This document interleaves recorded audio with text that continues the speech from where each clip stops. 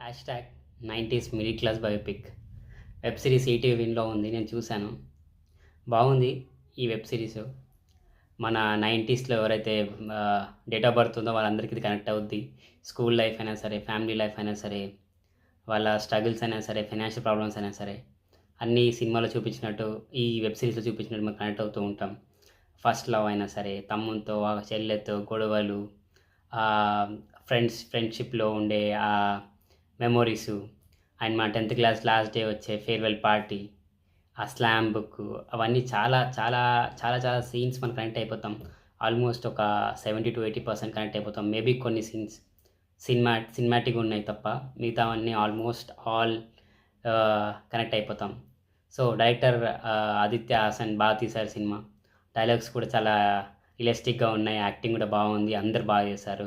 Especially ఆ బుడ్డోడి character బాగా చేశాడు మనోడు.